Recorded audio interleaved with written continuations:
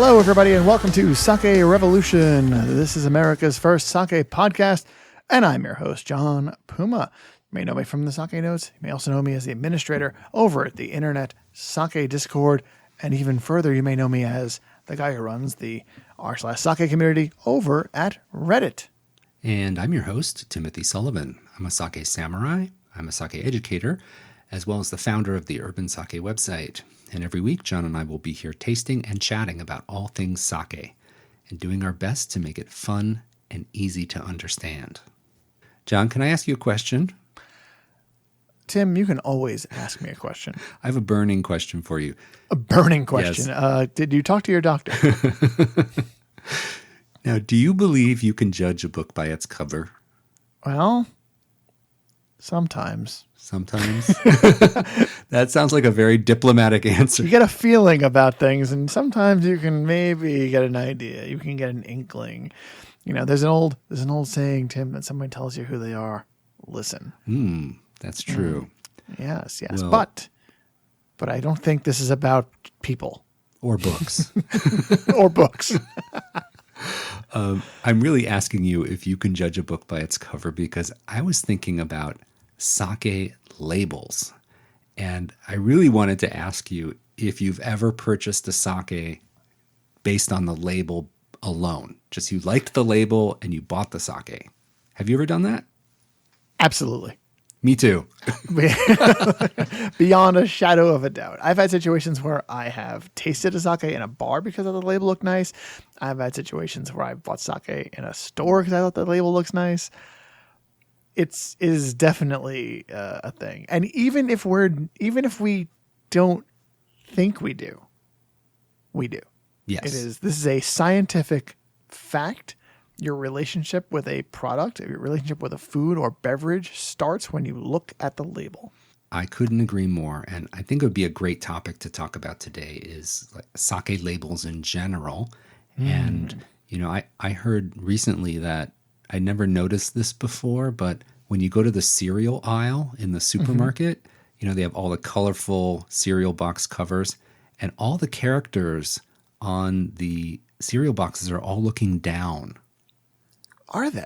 And that's because the kids are like down below. So they want the characters on the cereal boxes to be gazing down. Like Captain Crunch is looking down. I thought that was funny. You know, I always assumed they were looking at the cereal because it's always like a bowl. Yes. Like below, on the front of the box too. And that's usually near the bottom. So I always thought they were looking at the bowl. But that's plausible deniability. Yes. They're looking at the kids. They're looking at the kids. There are a few sake labels that have looked me right in the eye. And I've bought them. I love it. That's pretty good. So what I'm getting out of this, if this is going to be the theme of our episode today, is the sake labels and exploring them. It's kind of like half. Remember when we did our menu episode? Yes. Where we explored different sake menus. And also, I think there's going to be a dash of sake education corner here. Just a touch. I think so, for sure. Now, Yeah.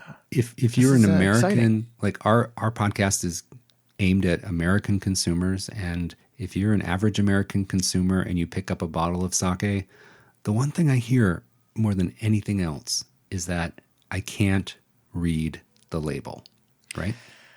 That's a thing. It's a big definitely thing. a thing. You know, most Japanese sake labels are, believe it or not, in Japanese. And most American consumers don't read Japanese all that well. That's right. Even sake fans have trouble reading Japanese pretty well. Yeah. So yeah, it's I can definitely see that being a hurdle. It's definitely the front label is a hurdle for sure. Yep. And there's a easy solution to this. There's a shortcut you can take. If you pick up a bottle and the label is all in Japanese, there's an easy solution to get the basic information, and that is turn the bottle around, and you have this beautiful thing on the back called the back label. Hey, look at that. And for imported sakes that come to the U.S., we have to have the information, basic information, the name of the sake, the alcohol percentage, the bottle size, has to be on the back label. And sometimes you get a lot more information on the back label, don't you? What kind of things have you seen on back labels, John? In the past, I've seen, unfortunately, just like kind of like the address of the importer and then like the region of Japan where the sake came from. But as time has gone on, these labels have become much more informative. Yes. And these days we see things like tasting charts and food pairing suggestions. Most recently, and something that's really been exciting to me, is that some of the importers have gotten on the QR code bandwagon. And so we have the QR codes in the back now. Everybody, post-pandemic, everybody knows how to use a QR code because everybody's been to a restaurant in the past 3 years. And you scan that QR code, it brings up the menu on your phone. Same idea here. You're scanning the QR code. You're getting a lot more information about the sake than they could even put on the back of a label. And that's a lot of information that helps me as a consumer learn more about the sake I'm about to purchase. Yep. So the first rule, I think, of evaluating the sake label is check out the back label, because that's really just going to help you out. But I'd say there's like 3 styles of labels for Japanese sake. One is kind of the all Japanese, 100% Japanese language label, where there's nothing in English and it's all Japanese. The second one is a combo of English and Japanese together. And then there are some labels that are either just all graphic or all English. There are some sakes made in Japan that use a fully English label. Yeah. So those are kind of the 3 scenarios. And I want to give a couple hints for the first scenario when the front label is all Japanese. Even if you don't speak Japanese, I have a few hints to help people navigate. And one label that I want to reference as an example is the Suige Drunken Whale, the Tokubetsu Junmai label. Yeah. That is, because I want to say it's a classic, but I think this version of the label has only existed for the past like 7 or 8 years. Yeah. And it is, I think, an all-star. Yeah. As far as fun labels that get you to buy a bottle of sake. So dear listener, if you want to see this label, please visit sakerevolution.com and we'll have a nice image of this Suige label. There's a beautiful line drawing of a whale. And what I wanted to focus on was the lower left corner of the label. In Japanese, they have a listing of the alcohol percentage, the bottle size, and the rice milling rate. And I always tell people to let the numbers guide you, because you can understand the numbers. And for example, here it says some Japanese characters, a colon, and then it says 55%. And if you didn't speak Japanese and you had to guess what that 55 was referring to, John, what would you guess? I'm going to guess that's the rice milling percentage. Exactly. Yeah. And there's some other characters, and then there's a 15. What do you think that could be referring to? So here's so I do know what that is. The 15, another kanji afterward. And since you already saw 55% for what we deemed was the rice milling, you would imagine that you're looking for percentage, a percent sign for the alcohol percentage. But that's not what they put. That 15 is the alcohol percentage, but they use instead, I think, that's like for degrees, right, Tim, that kanji? That's right. So they use like a different terminology than we would use. So it trips us up a little bit when we look at these labels. But yeah, I mean, obviously when you're looking at a sake label, you're looking for that, which one of these numbers is probably the milling.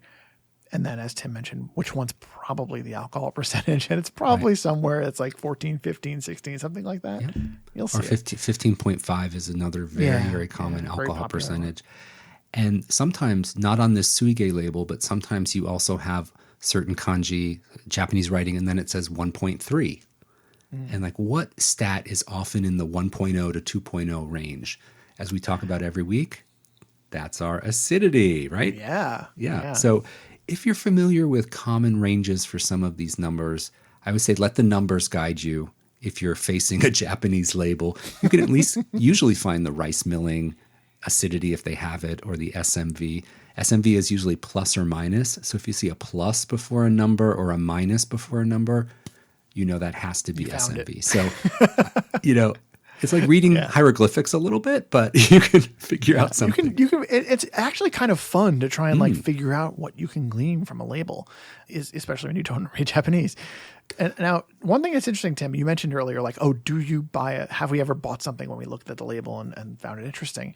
As I mentioned, I think like 7 or 8 years ago, Suike switched to this label for the Tokubetsu Junmai, the Drunken Whale. And since then, they witnessed a massive uptick in sales for the sake, both domestically and internationally. So changing the label and making this very adorable whale on the front, very easy to recognize, very easy to understand, as Suike in English and Japanese on it. It definitely had a big impact for that company. Yeah. So it's a great example. So there's some people judging books by their cover in Japan. Absolutely. People judge books by their covers. That's just how it is. Now, stepping into the education corner for a second, I thought it might be worthwhile to just take a moment and recognize that the labeling regulations for the US and Japan are different. That's probably not surprising. But it might be interesting to review, if you do sell a sake in Japan, there are laws and regulations about what has to be on the label. And there's some optional things as well. And we also have some late-breaking changes that happened this year to labeling requirements, which is exciting because that doesn't come along every week. So let's look at what is required on a Japanese label. Okay. Now, the brewery name is required. The brewery address is required. The bottle size is required. And, that's usually 720 ml or 1.8 liters. The alcohol degree, the alcohol percentage is required. The ingredients is required. And this is kind of a funny one because they don't include water in the ingredients list. Is it just implied? I think that was the thinking, that, 80% of what's in there is water, but it's just maybe they think it's so understood that there's water in there, but they don't mention water. There's two other things that are required. One is an age warning. So alcohol is for people over 20 years old. Like that's required. Right. And also the legal name for sake or seishu has to be on the label. So that is required to kind of identify the product. And now for the exciting late-breaking change. This is a new rule regulation for labels as of January 1st, 2023. And that is that the bottling date has moved from the mandatory column to the recommended column. So in the past, sake sold in Japan required the bottling date to be stamped on the label. And that is now recommended but not mandatory as of the beginning of this year. So that's a big change. That is big. And that's honestly a little disappointing. I kind of like having that number there, knowing when the sake was bottled. I think what will happen here is we'll probably see a bit fewer with the dates, unfortunately. Now, John, what's your opinion on English on the sake labels? Do you think it's needed, or do you think it takes away the romance of a label design? What's your opinion on English on sake labels? I think it's a nice to have. First and foremost, this product is a Japanese product. So, having English on there, it's kind of, when I see it, I often think like, oh, they're trying to branch out, or sometimes, they're trying to be cool, because sometimes having English on your label in Japan is considered kind of cool. And so, I'll think of it more of as a design decision. Sometimes when there's a separate label that they use to come to the United States, which I think is something that does happen, right, Tim?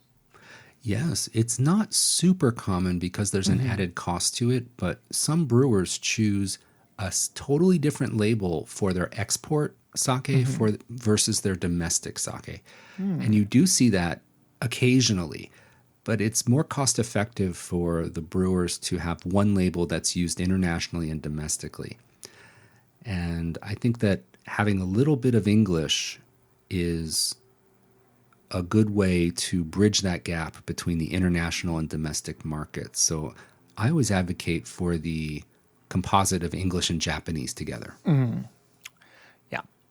So yeah, we were just talking about that Suige label, and that has English and it has Japanese on it. Now, the stats are only in Japanese, but the name is in English. And taking it a bit further, it's so Suige has the name of Suige in English, and then of course, as you mentioned, the Drunken Whale as the translation for the name is there as well. And I think that's nice, and I think that is something that is going to get the attention of a Westerner. Yeah, and it's front and center. Like the Suige is right underneath the main illustration in English, in bold, and it's easily recognizable. And I think in Japan or in the export market, it's going to help people recognize that on the shelf, don't you think? Totally. It stands out. And I think that having Suige in English and then Drunken Whale underneath that might have been an aesthetic decision, but it works. And it works on multiple levels. So I'm glad they did it. Yeah. And as you said, that's proof that a label can make a huge difference to sales. Mm-hmm. So we've got another example here that I want to talk about. So there is a brewery out of Akita called Azakura that does a nice looking label that, well, you can play along at home and take a look at the show notes and you'll see the label there. Now, bear in mind, this label has a foil inlay. So the picture here that you're seeing is just colors, but when you actually look at the bottle, everything is foil and shiny. So it's very striking on the eyes. It's a black label with a big, bold, red foil kanji. That's the name of the brewery. And then the relevant classification information, so the fact that it is a Junmai Ginjo, is over on the right, and then the rice type in kanji as well. And then information about the brewery, I believe, is over on the left. Now, on the far sides of it, though, running perpendicular, vertically? sort of, is repeating in English, Azakura, Junmai Ginjo, Omachi, Akita, Japan. And that keeps repeating that over and over again. And then so that seems to me like this was an artistic decision because it does look very striking. But when you actually look straight on at the bottle, you don't see any English. You have to look at that side to get the English. And I think it's a striking label. I think it's a really nice looking label. But I think you have to check the back to get the real information unless you're going to turn it on its side. What do you think of this one? Yeah, it's interesting. I think they do have the English on the sides, but it's turned 90 degrees. So you have to kind of tilt your head to read the English, and it frames the kanji on both sides running down like matrix letters running down. Yeah, that's a really good way to put it, Tim. I like that. But I think that this is artistically, this is a great label. Yeah. I think that as a Westerner, it's a hard label to read. I was just going to say, comparing this to the Suige label, Suige had the English name front and center on a white background, easy to read, right there. This is a little bit more of an artistic interpretation, and the English is technically there, but it's a little bit hidden in the design. Right. I think I think that the idea of the design on this one was art first. It succeeds with art. I think it's a beautiful label, but it is, again, it's a little bit trickier to get information out of if you're a Westerner. So you got to turn that around to the back, and that's when you'll find out oh, this is what it is. And I think one thing that Azakura does really well is that they have this really large kanji in the center in the foil, and they do it in different colors.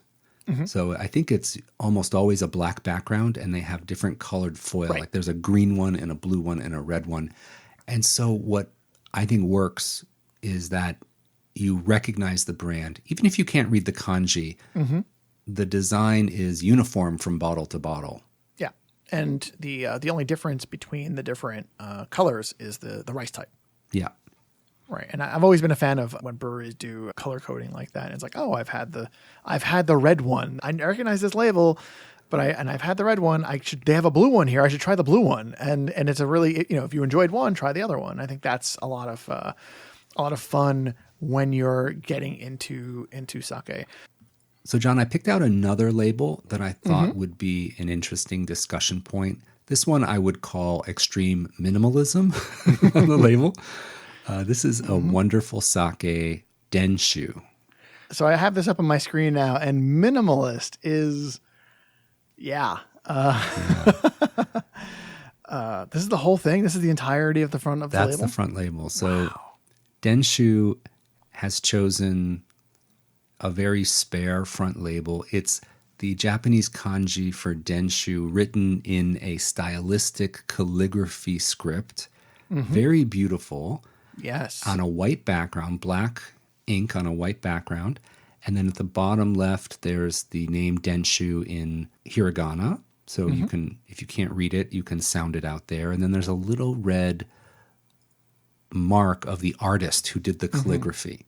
Right. And it's right. all surrounded by a thin gold bar around it, framing it.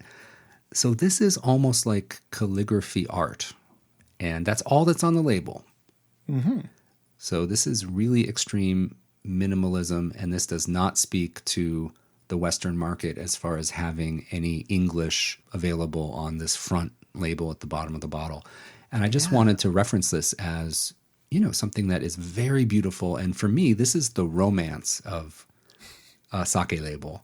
Like, it's so beautiful and it's so evocative of Japanese culture because it is a study. Like, an artist did this calligraphy. And Yeah. it is a study in how minimal and beautiful Japanese labels can be. But then there's that whole marketing question of, is this accessible to people outside of Japan? And is that a top priority for every brewer? It might not be. Right. I would say with the Denshu, I'm going to say it probably wasn't a priority because, again, not a lot of information there. It's just their mark, just their brand. And like, not even like if it's a June month. This is so minimal. It's, wow.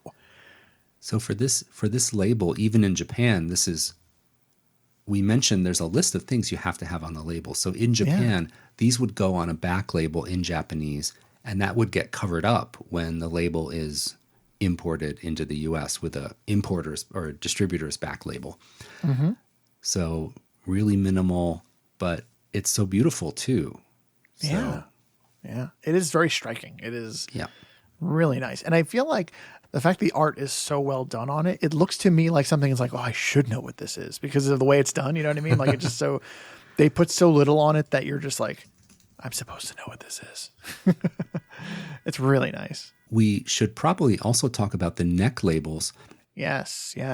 I mentioned that this is a label across the bottom of the bottle, but Denshu actually has a neck label for this sake as well. That's a little strip that goes more towards the narrow part at the top of the bottle.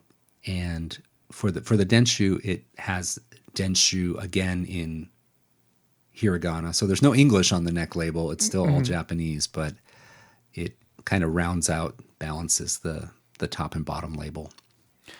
Yeah, I've definitely seen a lot of the neck labels used for seasonal sakes.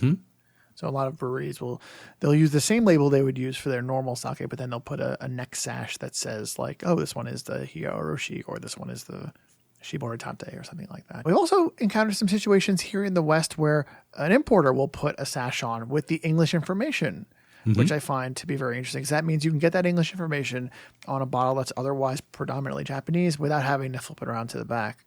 Well, I think it's about that time where we are meant to taste sake, but we can't taste sake in this episode without talking about the label first. I think that's important.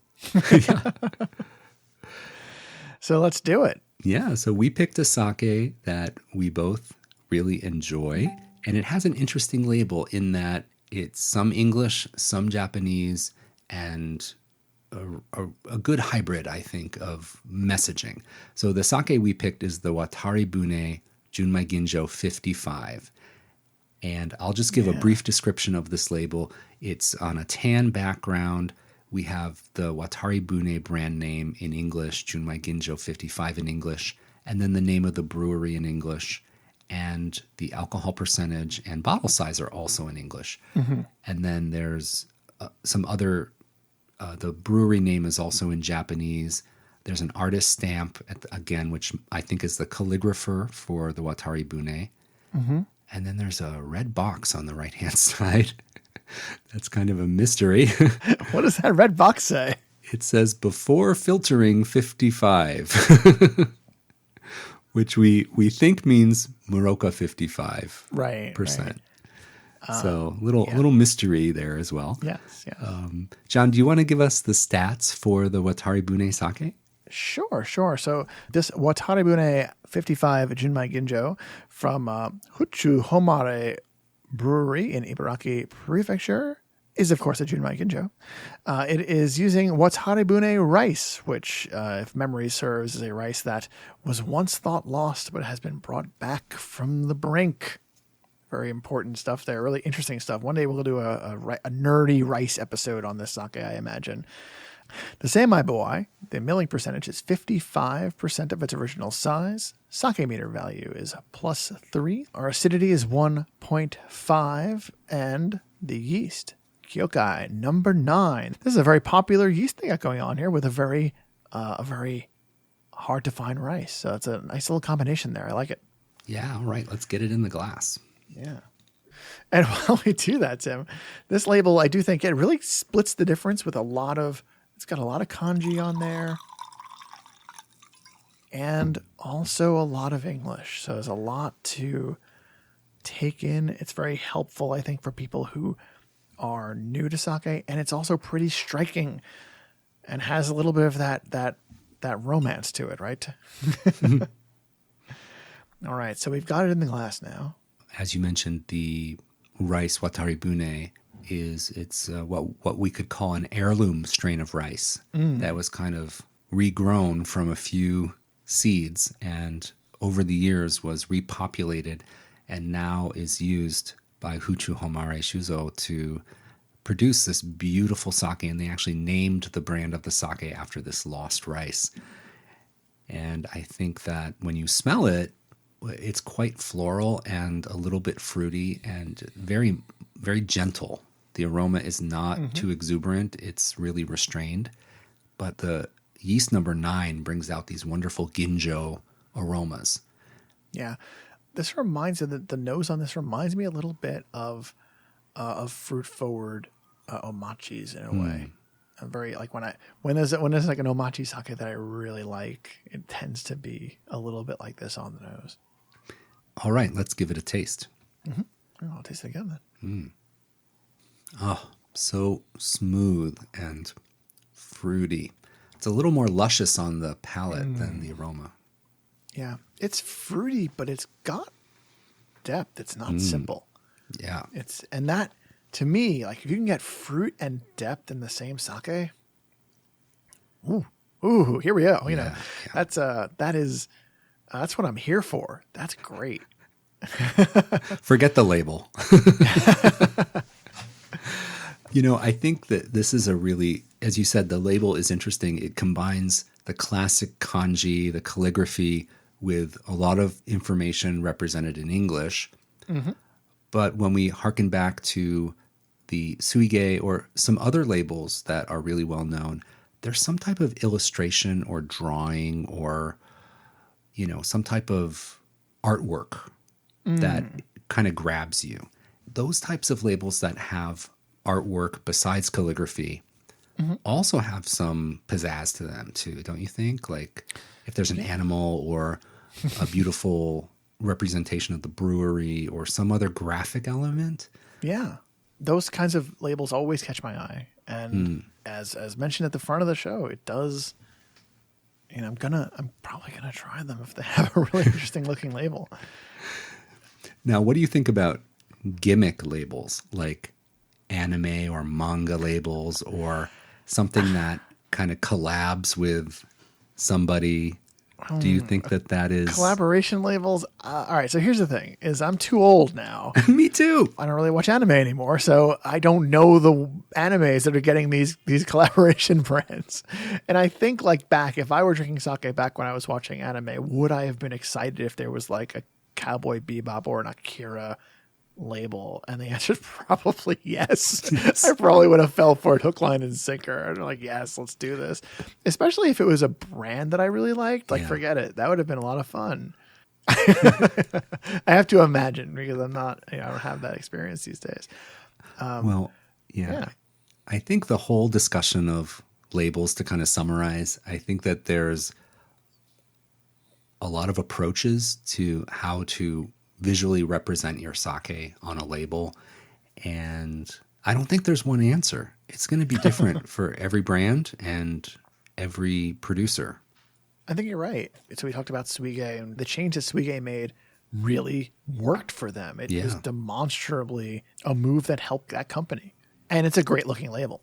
Yeah. And it has some good information on it.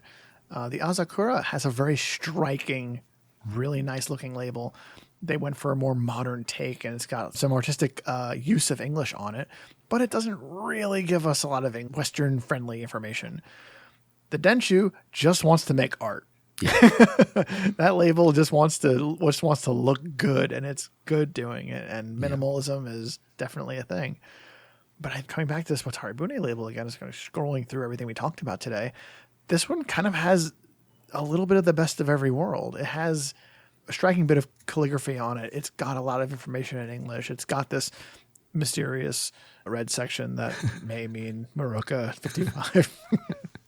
It's interesting, and it does look good, and it does draw the eye. And then once they hook you with that, then you have a sip, and you're like, wow. Or at least I am. Absolutely. I'm like, wow, right now. All right. Well, this was so much fun to look at these labels and taste with you, John. Thank you so much. I also want to thank our listeners for tuning in again this week, and a special hello to all of our patrons.